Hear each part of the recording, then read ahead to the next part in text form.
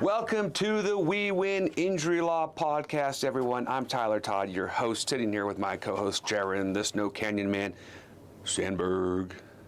Good morning. Good afternoon, you rascal. I was so nice. You were super nice. And as soon as I heard it, I was like, no, I'm doubling down on good afternoon. Yeah, you should have. I'm doubling down. I like it. Good afternoon. Good morning, everybody. We're coming to you from St. George, Utah.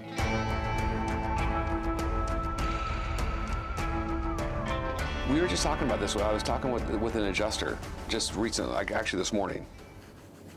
And he was calling from Vancouver, Washington, right across the river from Portland, Oregon. And it's interesting because this particular carrier and this adjuster, he represents an insurance company that represents a company that is independently hired for like national park transportation, like with tourists in and outside the parks. And we represent an individual that was hurt on one of those buses in one of these national parks. And then it's just always interesting how these other carriers and who gets involved and all the different layers. But she fell and got hurt and on the bus. It was on the bus and hit her head and some other injuries. And we got an offer this morning for over 6 figures. So, good start. That's not where we're going to end up, but good start. But it was just interesting. And anyways, we started talking about, like, he was like, hey, are you getting our smoke from Oregon? And I'm like, no, not down here yet. I think we're getting our own smoke. Yeah. From all the different fires and all the different issues in Utah. Yeah. That's what I said. I'm like, we're on fire too. Like, it feels like everyone's on fire. Yeah. Well, in our previous episode, that was the whole episode. That's what we talked about. Yeah. So many fires we have in Utah going. So, anyways, we're talking today, you guys, not about fires and not about all the natural disasters that seem to be happening everywhere. And I keep getting on, you know what I keep seeing on my TikTok and Instagram feed for you? Sharks, man. Dude, this morning I was, I don't know if your fear of sharks, because I feel like Tyler has a big fear of sharks more so than me. I'm telling you guys. You're more likely to be out surfing at that distance where a shark becomes scary. But I've never heard someone so scared of sharks. I'm telling you, I swear, if I see a shark, and I have seen sharks, so I can't say it would happen because I've seen sharks in the water. But I think if I saw a shark now, because you know when you're out, when you're younger, surfing. Were the guys on the foils? Was that the one you saw? No. I've had 2 real shark experiences. No, but the video you're talking about today, was it the guys on the foils? No. Like there's the one I saw this morning. Well, they keep popping up, like with all the drones in Malibu and the great whites that are. I think I sent it to you. That were down in La Jolla, remember? That I don't. I can't. The video I saw was the shark that was literally going up on these young girls out just swimming, and one was on like a paddle board, one was on a boogie board. And one was just swimming, and the shark was like dangerously close. Yeah. And then I saw another one with a guy on a kayaker, where he's a kayak. I also want to say somewhere in Southern California with a great white that was circling his kayak. Yeah. I mean, just gnarly stuff. Terrifying. And the 2 shark experiences I had was, I was surfing in Hawaii. We were surfing at a place called, there's lots of different names for it, but it's just southeast of Turtle Bay. Okay. So there's a place called Goat Island that we surfed a lot just off of Laie. So it's between like Goat Island and Turtle Bay. So it's technically like Kahuku, and they call it 7th hole because there's a Kahuku golf course, like a little miniature, like a little old public golf course in Kahuku. And anyway, so we're surfing right there, and some guys were in the water. I was with 2 buddies, and then there were 2 other guys out in the water. Okay. And my 2 buddies were kind of down from us a ways, and I was with these 2 guys. And we were just kind of, looking out, waiting for a swell to come in. And we're just kind of sitting on our boards, kind of just treading water, right, sitting on our boards. And all of a sudden, these fish, and the 3 of us were just probably like, if I could describe it, we were like in a triangle. Yeah. And there's a kind of guy like kind of next, like the way we're sitting, kind of like next to me, not so as close as we are, but not too far either. Don't tell the people that are just listening are gonna think we're sitting really close. Like, just so you guys know, we're at least Tyler couldn't just swing and punch me. He'd have to get up and move. Well, we could hold hands almost. You keep looking at me weird. No, and then the other you guy made that comment. The other guy was probably a few feet in front of us, right? So kind of like a triangle. Okay. And all of a sudden, these fish, like little fish, just started darting out of the water, like just crazy, right? And we're looking at these fish just going right between us, like kind of cutting through the triangle. Yep. And all of a sudden, we see the shark fin come right between us, like Dang. chasing these fish. And the first guy was like, "Oh, you see the shark?" I think he was kind of local, so he kind of had a little bit of a pigeon accent. "Oh, bro, you see the shark?" And I'm like, "I saw the shark." We're like, "Duh, we saw the shark." Like it How came. big do you think it was? 'Cause it's so hard when you're looking because the way the water reflects things look bigger and smaller. all we could see was the fin coming at us, right? So I don't know. Hard to say. A 10-foot shark or smaller? What do you think? Probably smaller. Yeah. I want to think it was probably like a black tip reef shark. Yeah. I mean, it was really fast. I couldn't really Yeah. identify I know. it. Like I said, I get it. And it was like shock factor too. Yeah. So all I could think it was like, get up on my board, and they were like, "You guys, what are we gonna do?" Because I didn't know those two guys. Yeah. They're like, "Oh, we got chased out of the water yesterday, so we're going in." And I'm like, "If you're going in, I'm going. I'm not gonna be out here by myself." Yeah.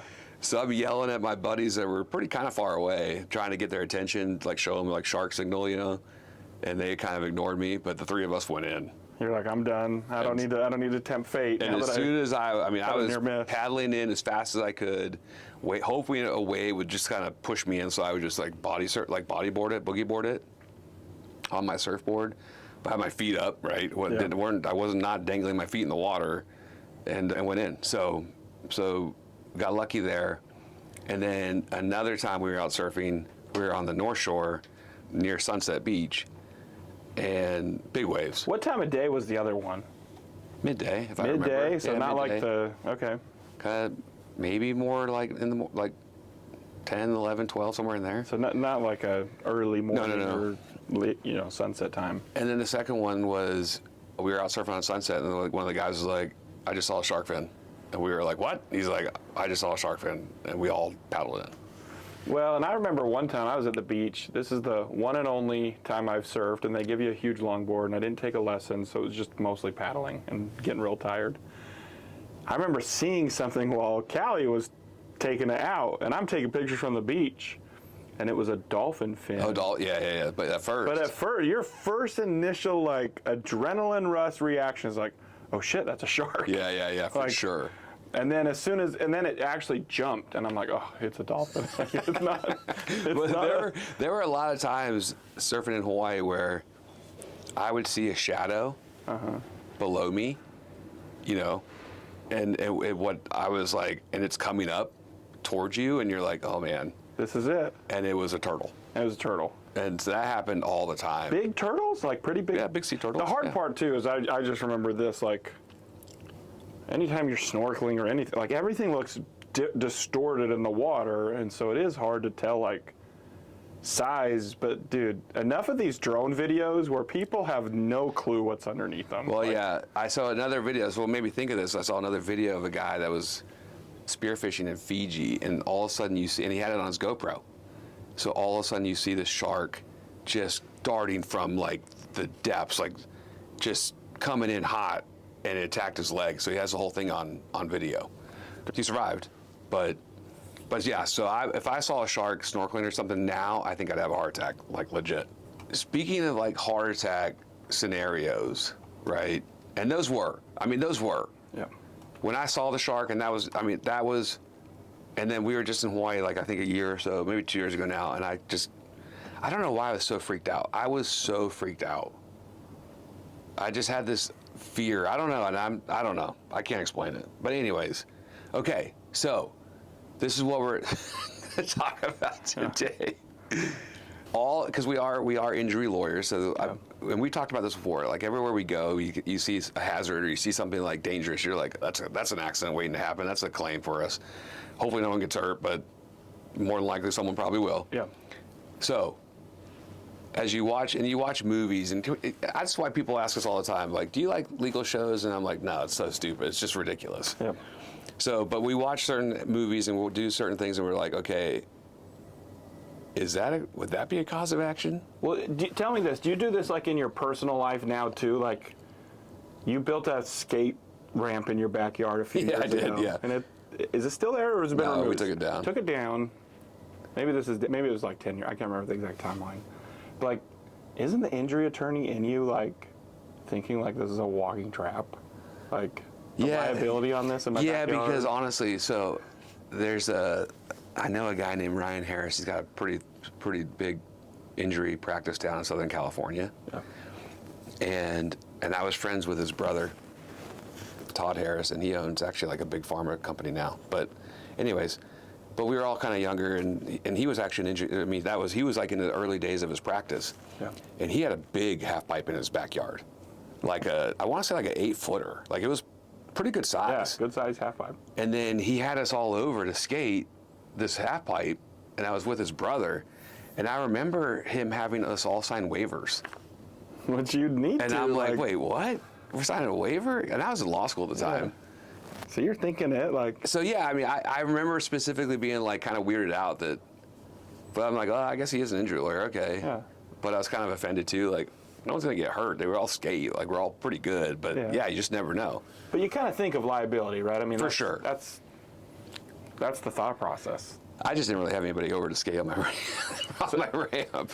So I like the idea of like, because I do that in movies. You're thinking like, yeah, what's the lawyer doing? What's the lawyer behind the scenes doing in this movie? It happens frequently. And so today we're going to talk about best one. Top 10. Scariest one. Jaws. Right on theme with your shark. Well, for me too. Also, dude, and it's so crazy that we're talking about sharks because we just spent a week in Cape Cod recently, where Jaws is filmed. So Jaws is filmed on Martha. Well, I don't know how much it was filmed there, but part of it was. Yeah. And so part of it was filmed on Martha's Vineyard, and they actually have that bridge. Do you remember the movie? Like in the movie? Yeah, I know the movie well. Okay. My kids love that movie because it's. You're a bad dad. Well, it's to our generation that was a scary movie. They see it and they're like, that looks fake. So it's silly to them. So it's almost silly. Like there's a few jump scares for them, but for me, I'm like, we just got back from San Diego. Same thing. You're looking at that water going. All you hear is dun dun. That's all I hear. That's all I hear. Dun-dun. Yeah. So we were just in Cape Cod, and we were going to go over to Martha's Vineyard to do the Jaws Bridge and jump off. But even thinking, and we never did it, but even thinking about going and doing it, I was nervous. Nope. So who gets sued in Jaws is like, I love this kind of episode, podcast, only because you just think like, is there cause of action for a shark? And in this movie, there's actually, I think, a lot of lawsuits that are successful, even though at first glance you're thinking like, oh, if you're out in the ocean swimming, like who actually gets sued? But well, not shark, not Jaws. So first one, opening scene, gal is out swimming. Remember, boyfriend's passed out drunk on the beach. Yeah. That one's probably the one where probably not a cause of action. Probably nothing there. She chose it. She's swimming by herself. And at the time, they weren't really aware. Now, this is also silly because I feel like New England, Cape Cod, Martha's Vineyard, Nantucket, wherever you are, they've known for years about white sharks. Yeah. Right? Now, maybe in the 70s when this movie was filmed, arguably you could say we're not, because maybe there aren't as many people in the water back then as there are today. But I don't know if that's true or not. I don't know. Well, but the next day when they find her body on the beach, the thing that at least triggers that for me is like, now everyone's on notice. Right. They know. Now they know there's a shark. Right. And so then, medical examiner, right? The evidence is like, yeah, it's a shark, it's a big shark. But then changes. And then they had them change it from a shark to like something else, or at least. So the city gets involved. Now I'm starting to think like, oh, like this is like an attorney's dream. City knows, hides the evidence, changes the medical report. Now we've got maybe more of a case for the next victim, which is the boy whose mom, slaps Chief Brody. Because they knew. Because they knew, right? And I always thought like. Now, we watched Jaws before we went to the Cape. You did? Just to yeah. But sitting here this morning, I'm having a hard time. Was the boy that was killed by the shark, whose mom slapped Sheriff Brody, were they in the bay? When he came under the bridge? No, that's the second one. Okay, that's the second one. So first attack, I think it's just out in the... To start the movie. They're just at the beach. Well, first one's at the beach. First one's at the beach. Second one is also just at the beach. Hey, Okay. but you let kids go out in the water.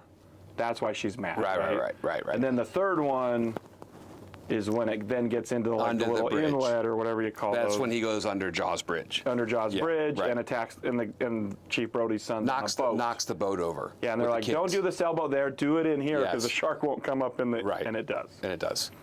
So there's just so many good ones. So do you remember the guys that are going to catch the fish off the end of the dock? Oh, yeah. Right? And the dock falls in the water. And the dock falls over. Yeah. So liability for the dock owner. Totally. Right? I mean, for sure, you've got a lawsuit against... Because that dock was not... Yeah, like if a shark can easily just rip that dock down, how tough of a dock did you really build? It looked dilapidated, too. It did. It looked dilapidated. Now, if the shark then would have hurt him, then it's still maybe a intervening for superseding cause. Well, he got out of the water. The shark didn't get him. But like if he scratched up or tore his ankle or is hurt on the fall. But you still have to have damages. Yeah. So potential cause of action, but because there was no, at least from what we understand in the movie, there wasn't any serious damage or injury, I'd probably say, what are you going to do? Okay. No cause of action. No cause of action, even if it's like a private dock in like the other guy's backyard? No, I think you would have a cause of action against the landowner who owns the dock if there were injury. Now, what about emotional distress from the shark? Probably not known at that point by the dock owner. I would have emotional distress. Right, running, because they did see that, it was like, get out of the water, thought the it was coming. No, they thought he was cooked. Yeah. Okay. So there's a maybe there. Okay, so they call in the marine biologist, and it's great. I actually watching it again this summer before we went, I didn't realize that was Michael Dreyfuss. Yeah. That's hilarious. He's so young in that movie. Right. Yes. Which is funny to see him that way. And then the old sea captain is hilarious. I think he's fantastic because he's just Isn't that his name, Michael Dreyfuss? Is it? I know it's Dreyfuss. Is it Michael? What's his first name? This doesn't sound right. Let me just, because we got Mayor Vaughn. Let me just see. I'm trying to remember it because I know it's Chief Brody. Let me see if I had it in my notes. Let's see, Dreyfuss. Okay, before we get Richard Dreyfuss. Richard Dreyfuss. Before we get to him, let's at least revisit the woman in black. Does she have a cause of action for them reopening the beach against the city? And her boy is then eaten by the shark. Yeah, I remember her now. This is so interesting we're talking about this because that's a hard one, right? I mean, legitimately, if she were to come to our office, yes, the city knew. They knew there was a shark attack. There was a shark morning, attack. Or I can't remember if it was that day or the next day, but it's within a day. If I remember right, there were no posted signs about the shark.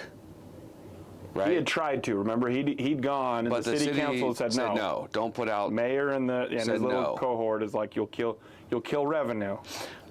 I mean, everyone knows there's sharks in the water, right? I mean, that's their habitat. So that's where you do have some assumed and risk, right? Inherent risk.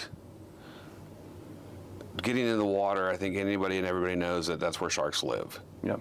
Okay. Now, if this is why having gone to Cape Cod is so interesting, because for whatever reason, and maybe Jaws has a major influence over this movie, Yeah. it feels like when I go to Florida, right? Yeah. Or you go to Mexico, you go anywhere, go to California. Yeah. You know sharks are in the water, Yeah. right? But they don't have like signs at every beach entrance of beware of sharks. Yeah. Even though we all know that sharks are there, sharks are in Florida, great whites are in California. I mean, because we're talking about Jaws. Jaws was a great white shark. They just don't have those there, even though you know it's there. But on Cape Cod, they do. There was shark warning. Legit. I mean, I think you sent me some. yeah, I sent you a picture of it. You at the very entrance. So you park, right? And there's like a trail that goes down to the beach. At that trailhead, it's a massive sign with a great white photo, and it says warning, and there's a giant like first aid kit.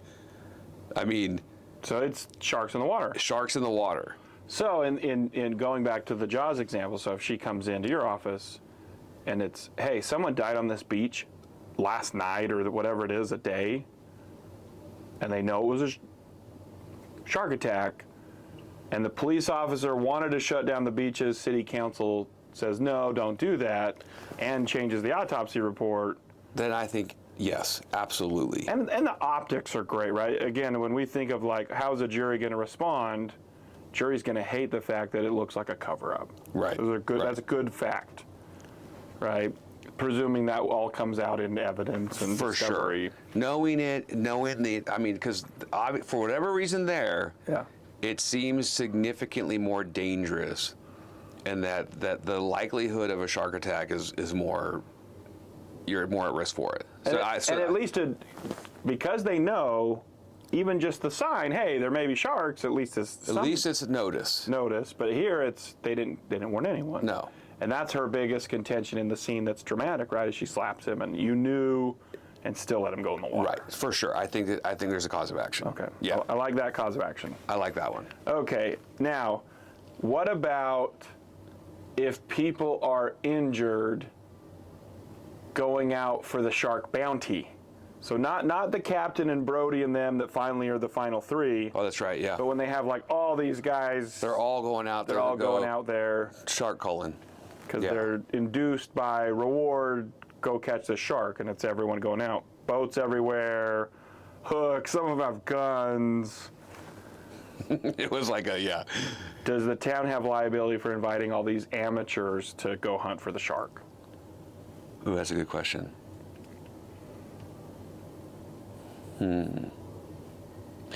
I mean, I think, just talking out loud, you also have, I mean, they're all adults, theoretically, right? In the movie, I'm presuming everyone's like adults. Let's assume they're all adults. And they're all able to operate boats. Yeah. Presuming all the boats are, have the appropriate life jackets and all following the laws and regulations of that type of stuff, maritime, whatever. I don't know. I just think that there's an assumed risk there as well. Yeah. Now, if two boats crash, obviously there's negligence and liability there, but that's on the boat. But against the city, I don't think so. Yeah. The inducement with the reward, not enough probably to put a lot of liability. I don't think kind so. Of a prize. Because I think public policy is going to overcome any sort of like inducement argument. Yeah. There's a public policy argument to come out and do something about this, this killer shark. And you'd rather have the city doing something about the killer shark and protecting, its beaches rather than holding them liable for having grown adult operators of boats. Theoretically, is what they do. It's what they make, how they make their living, to go out and if there's an accident, more than likely an act of God type of accident, that's going to not be held against the city. Okay. But if there was like a boat crash or something, and then they would have a cause of action against like whoever caused that crash. Sure. Okay.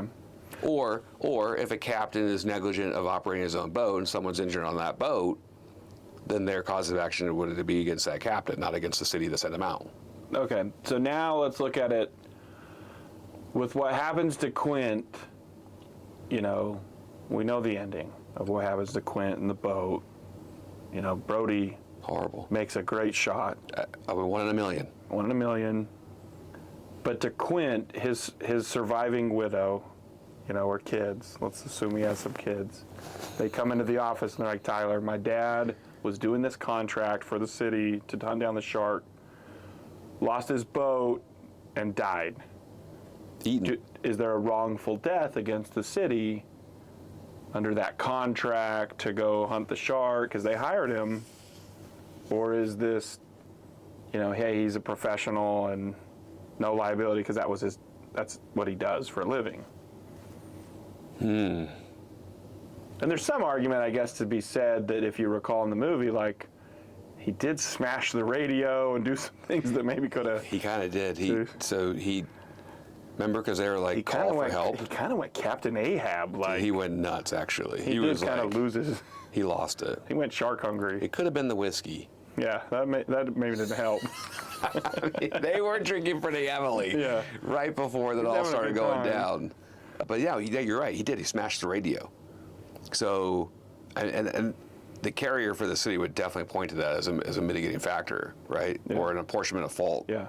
Of, hey, we could have come out here and helped you, but you didn't call for help. In fact, you took actions to make it so we couldn't come out and help you. So in Utah, we have that burden, right? That, some states have any portion of fault on the defendant you can recover. But in Utah, we got to overcome at least 50%. Well, and some states have, if you have any portion of fault, it's a bar. Yeah. I mean, you don't get pure comparative fault. Yeah, you if you're at fault in any way, you don't get to recover. Yeah, I know North Carolina's one of them. So if Massachusetts was like a pure comparative fault state, knowing that he smashed the radio, there would be no recovery. Yeah. So in Utah, let's go under Utah. So it happened in Utah. 50%. You're sitting on that jury. You're hearing this poor kids of the amazing Captain Quint. World War II veteran. It's a good question. I don't, because they could have probably gone back and said, hey, we've got barrels on the shark, because they shot the shark, remember, a couple times with barrels. Yeah, got the barrels. He's pulling down four barrels, and they're like amazed because how is he pulling down four barrels? Like disappeared. Yeah. And then the barrels reappeared. Yeah. And then Jaws is coming after him. He's pissed. And he starts attacking the boat, right? So I think at any given moment they could have gone back, hey, we got barrels on them. We need more hands on deck. Yeah. Or the famous line, right? Was like, we're gonna need a bigger boat. We're gonna need a bigger boat. They could have gone back and got a bigger boat. So Quint against City, probably no cause of action. Because he knew the dangerousness of it, because remember, he asked for a higher fee. True, but then again, that's what they're asking for. They're asking for Captain Quinn, dude. They're asking for that. But think of this in the seafaring pirate to go out there and kill Jaws. I mean, he was that. I know, but does his assumption of the risk in taking the job, just like any dangerous job, like if you're doing blasting and some other things, like shark hunting, wouldn't that be an inherently dangerous of course. job? And so I guess that would be a defense to the city. Yeah. Now, Brody, for all of the trauma caused, does he have anything against the Quint Shipping Boating Company LLC? Presuming that he owns the warehouse, and remember he has all the all the shark teeth, and shark jaws or whatever they are. Assuming that has an insurance policy, which didn't look like it, right? This is one of those cases me and you were looking at going, I don't know, this might be a judgment-proof defendant. Didn't look good. The boat was old. But let's presume he's got a commercial insurance. His State Farm agent got him to sign up for a commercial policy. He's got a commercial insurance policy. I think Brody has an absolute argument, because Brody did not want him to smash that radio. Yeah. So that was grossly negligent. Yep. I think both Brody and Dreyfus, well, I don't remember Dreyfus's name in the movie, but he was the biologist or scientist, whatever. Yeah. I think they would have preferred to go back and get a bigger boat. Yeah. And probably call in some help. So I think they would definitely have a claim against Captain Quinn. Okay. For sure. One, not only for his actions, right, and gross negligence on putting them in the situation they got themselves in, but two, just the condition of the boat was horrible. Oh, yeah. They were like, this is our boat? The boat The Orca, wasn't that The Orca. the Orca? The Orca boat, not only was it just terribly made, the engine had problems. Yeah, because remember at one point he was getting down there and having to fix the engine. And Yeah, I mean, I started hitting it. But the smashing of the radio, I think, is where you get punitive damages and the gross negligence. Now, what about, if PETA brings an action against the city for killing this lovely white shark? Yeah, I mean, do they have a cause of action for environmental danger? Was Jaws so bad? Yeah, was there environmental impact study? He's just out there hunting for food. He's just doing what sharks do. Yeah, and as we learned from there's more than one Jaws movie, apparently it maybe wasn't the only. There's a great lot of white. a lot of Jaws. A lot of Jaws out there. And from what I understand so get this, I have a shark tracker on my phone. Okay. And I just got a notice actually, today. So when I went out to the Cape Cod, I was all about it, right? Yeah. So look at this. I just got this. This is real. I'll show you. Where is it? How do I get my notices on my phone? Unless you already clicked it. Oh, here it is. Here it is. Okay, ready? An hour ago. Shark alert. 10-foot white shark right off the 10:55 a.m. right there off Pleasant Bay, North Chatham. Did you get these for all over the world? Anywhere in the world you get a shark alert? I was going to say, I was getting shark updates for anywhere in the world. I was looking. You're adding to your own fear. Well, dude, I literally got in the water for maybe 30 seconds because there were seals out there too, and they say if there's seals in the water, well, just know that if you're in any ocean in Cape Cod, sharks are in the water. Yeah. But then if there's Jaws seals, shark. yeah, Jaws like sharks. Yeah, they're everywhere. If there's seals in the water, even worse. And there were seals out in the water. So I literally dove in, got wet, was in the water for 30 seconds and got out. You're like, I'm done. I'm not. I'm risk adverse. No, I am not risking this. So I had to get in the water though just to overcome that fear, and I got out immediately. So I had these shark alerts so I would know, at least, was there a shark nearby? And so since we've been back, I keep getting shark alerts. So there's been you got to turn that off. It's going to... 10-foot white shark, 10:55 a.m., North Chatham. There you go. So... Okay, now what about the CO2 tank? Should it explode with just a basic rifle shot? I think that's reasonable, right? So we don't, no products liability against liability. CO2 company that manufactured the tank? No, and maybe you could go one step further against the Orca. Maybe there's a manufacturer liability on the boat manufacturer, right? Because they got taken down. I feel like it was taken down pretty easily. Don't you think? Yeah. Well, again, they're going to argue act of God, the most massive shark ever seen. True, and the maintenance, because it was clearly not maintained very well. So that's possible. No warranty, I don't think. We don't know how old the Orca was. It looked old. It looked old. So, yeah, best cause of action, mom against city. Mom against city, and Brody against... And Brody against Quint. Against Quint. For his PTSD. Yeah. Marine biologist probably has a work comp claim, because if he's on the clock. Right. He's sent in by whoever it was. Well, then Brody's would be work comp and third party against Captain Quint. Yeah, both. So, because he was on the clock as sheriff. I think Mayor's going down. Mayor's going to resign Not only politically, but then he's got some. You kind of knew that from the movie too, though. He knew he was cooked. He was because cooked. Once everyone came. Okay, last question before we got to wrap this up. What about the medical examiner? Cause of action against the medical examiner? Oh, for forging the documents? For forging the documents. Totally, but that's also probably against the city and whatnot. From mom. Because I'm presuming he's employed by the city. For mom. Last question. Okay. Because we got to wrap this up. Yeah. Our shark podcast. What about the people? Because one of the scenes in the movie that's, so frightening, and it's kind of part of the fear factor of Steven Spielberg was amazing with this movie, by the way. The second attack, the little boy, right? Yep. And everybody in the water freaking out. And witnessing it. And witnessing. Because remember, Brody was on the beach. Yeah. With his wife. I think you have such a reckless, by not putting up notice and having people go in the water after someone's died, that you probably rise to intentional infliction of emotional distress on everyone. Or gross.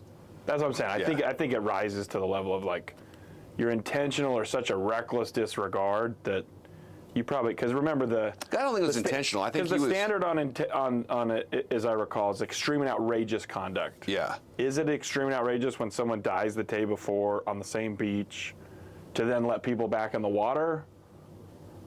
Maybe. I don't know. But then I think about like, okay, if we're looking at the real application of this, like, so, like someone gets a shark attack down at San Clemente. Let's just assume this. We hope that never happens. But do they close the beach the next day? Well, oftentimes. You just put a warning? Well, what happens like in Australia, and I think it happens on California beaches too, if there's a shark attack, they do close the beach. Yeah. And they close it for 24 hours, I think. So the next day. And then if someone dies, is it like, did you do enough? Because crazy enough, this has been a weird summer for not only shark attacks, but alligator attacks. Yeah. Right? I mean, we've had, the crocodile down in Puerto Vallarta that took the guy off the beach or in really shallow water. Yeah. And then the crocodile or the alligator attack of the woman in Florida. Yeah. In Central Florida. So, and then we've had we've had two, I can think of specifically the woman that was attacked in Australia. Yeah. Just swimming just hardly offshore. That's. So, and I believe they closed the beach for that. And then I think what happens when you have a shark sighting is they do close the beach for a period of time. Yeah. And so then it's just what's the reasonable amount of time? What did the city know? Did they know? Right. And on the Cape, when we were at the beach that day, when I jumped in the water and there had this big giant warning signs of the sharks. Then if you're attacked, I don't think you have a case. Cause you know when you go to the beach, they have flags, right? Yeah.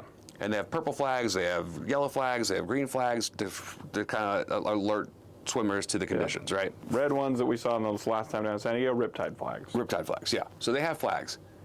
On the beach in Cape Cod, they had a purple with flag with literally a great white shark on it flying the entire time. So again, if they had done that in this case, and then they all still go in the water and the boy dies, that's no cause of action. No probably. cause of action. Or at least extremely limited. Now there's maybe some other things with the lying on the medical examiner and did they know? And so we were discussing on the beach, does that flag mean there's sharks out there? They know there's sharks out there? Or they're just warning us there could be sharks out there? Yeah. I mean, that was like, what does that mean? Yeah. Well, that's the hard part too. Like, even us just down in San Diego, the flags are out, but they don't tell you like, what is the dangerous north condition? or south of this, or what's like even the riptide signal on the flag, and this is in San Diego this 2 weeks ago. I'm looking at it going, how are you supposed to know be south of this or north of this on the where beach? is the tide? Where's the rip? Because the one day they just had the one flag out. Right. And then the next day, they had two flags out. And I'm like, okay, the two flags, at least I can guess that it's in the middle, but there's no like lifeguard or anyone out there Right. like on a megaphone like tell people like, hey, just so everyone knows, No. stay here north of here. And now at some point they started pulling people out of the water. Then we knew. You kind of knew, but I was embarrassed to go. I mean, I was embarrassed, but I was like, I kind of want to go up and talk to the lifeguard and be like, hey, have you guys seen a shark today? Yeah. Like. And he looks at you like, oh, you're a stupid cat. tourist. Like come yeah, on. like what's going on? Like I didn't want to do that. But yeah, I wanted to know. Yeah. My kids were there. I mean, we wanted to kind of get in the water, but not. How dumb would you feel if your kid gets bit by a shark and you're like, I didn't know what the sign meant? Now, granted, the water was like 58 degrees, so no one wanted to be really in the water longer than, a couple minutes, but still. Lots of causes of action. Lots of causes of action in Jaws, some actionable, some not, but what a crazy, I mean, I do recommend everybody going to Cape Cod. It was beautiful, and it's just sitting like on the beach being like, I don't know. Just don't go thinking you're going to have a beach day, apparently. No, there's not much. No water. Not a lot of water activity.